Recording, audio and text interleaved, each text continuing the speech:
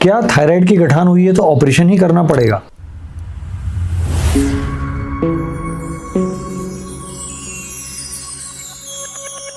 Thyroid की गठान में यह एक बहुत बड़ा कॉमन सवाल है जो हमसे पूछा जाता है।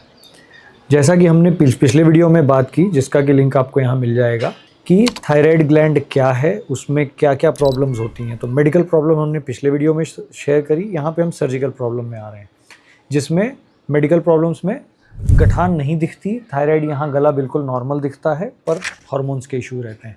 सर्जिकल जो मैं बोल रहा हूँ उसमें यहाँ गठान बन सकती है। गठान कई प्रकार की होती हैं, या तो सिंगल गठान हो सकती है, या मल्टीपल गठान हो सकती हैं थायराइड के अंदर, या पूरी थायराइड ही बड़ी हो सकती है। ये तीनों प्रकार की चीज़ें होती हैं। पहले के समय में गलघोटू के नाम से बड़ी प्रसिद्ध एक बीमारी थी, गॉइटर जिसे हम कहते हैं, जो कि आयोडीन की कमी के कारण होती थी। अब आयोडाइज नमक जब से प्रयोग में आया है तब कॉमन उतना नहीं रही है ये बीमारी, तो इसलिए आयोडीन डेफिशिएंसी के कारण थायराइड एनलार्जमेंट है जो डिफ्यूज़ तरीके से होता है, वह अमूमन आज की डेट में देखने को नहीं मिलता है। तो जो भी चीज़ें पुराने समय से प्रचलित चली आ रही हैं वो शायद आज की डेट में रेलेवेंट नहीं हैं थायराइड की गठान को लेके। अमूमन हमारे पास जो थायराइड की गठानें आती हैं वो तो सिंगल गठान या मल्टीपल गठानें आती हैं। अब इसमें लोगों का सवाल रहता है कि साहब ये तो बड़े साल से है, क्यों ही ऑपरेट कराना। बहुत कॉमन हमारे पास ओल्ड एज में 70, 75, 80 साल की उम्र में, मैं फ़ोटो भी अभी डलवा लूँगा, कि इतनी बड़ी गठानें लेके लोग आते हैं। कारण 20 साल, 25 साल, 30 साल से वो गठान थी, शुरू में छोटी थी, धीरे धीरे बढ़ती गई और आज इतनी बड़ी हो गई। अब क्या हो रहा है, सांस लेने में दिक्कत हो रही है, खाने में दिक्कत हो रही है, सोने में दिक्कत हो रही है, तो अब कहते हैं निकाल दीजिए। उम्र भी ज़्यादा हो चुकी है, गठान भी बड़ी हो चुकी है, गले की जो नसें हैं जो खून ले जाती हैं ब्रेन में, वो कई बार इसमें चिपक जाती हैं। ऑपरेशन ऐसा नहीं कहूँगा कि संभव नहीं होता, लेकिन बहुत डिफ़िकल्ट और बहुत रिस्की हो जाता है। तो ऐसी सूरत में कई बार हमें ऑपरेशन के रिस्क समझाते हुए पेशेंट खुद ही मना कर देता है कि साहब हमें ऑपरेशन ही नहीं कराना, जितने दिन जी रहे हैं वैसा जी। कहने का मतलब ये है, थायराइड में अगर आपके विशेषज्ञ ने बोला है कि यह गठान नॉर्मल है या लंबे समय से आपको खुद में लग रही है और आप समझ रहे हैं कि वो कैंसर नहीं है, तब भी अगर आपका विशेषज्ञ बोल रहा है कि उसका ऑपरेशन कराइए तो ऑपरेशन कराइए, क्योंकि नॉर्मल गठानें भी लंबे समय में बढ़ के इतनी प्रॉब्लम कर देंगी कि शायद जीना पॉसिबल ना रहे। नंबर 1। नंबर 2, लंबे समय तक थायराइड की गठानें जो बनी रहती हैं वो आगे चल के कैंसर में कन्वर्ट हो सकती हैं।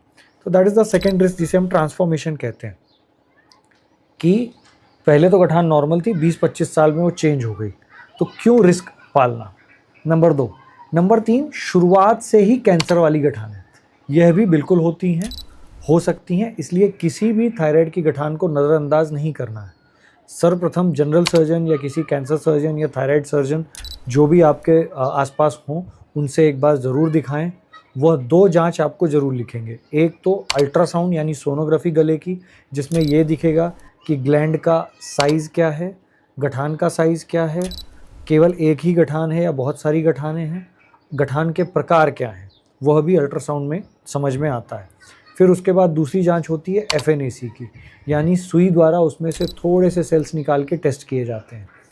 आज 2026 में अगर मैं कहूँ तो सोनोग्राफी में देखकर FNAC करना, यानी अल्ट्रासाउंड गाइडेड FNAC ही उचित FNAC है। इस पे हमने पहले भी वीडियो बनाए हुए हैं, आप देख सकते हैं।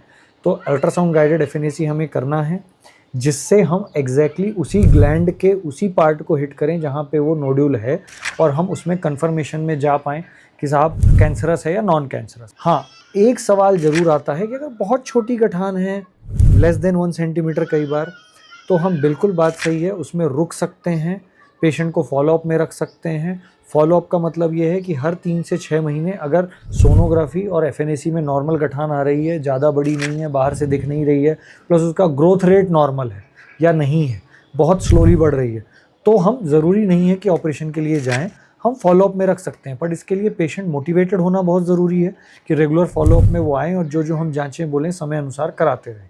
अदरवाइज़ वो गठान कब सडनली बढ़ने लग जाए, कब वो ट्रांसफॉर्म हो जाए कैंसर में, कोई भी नहीं कह सकता, और फिर जाके बीमारियां विकराल रूप ले सकती हैं। ऑपरेशन के जटिलताएं और चीज़ों के बारे में हम अगले वीडियो में बात करेंगे।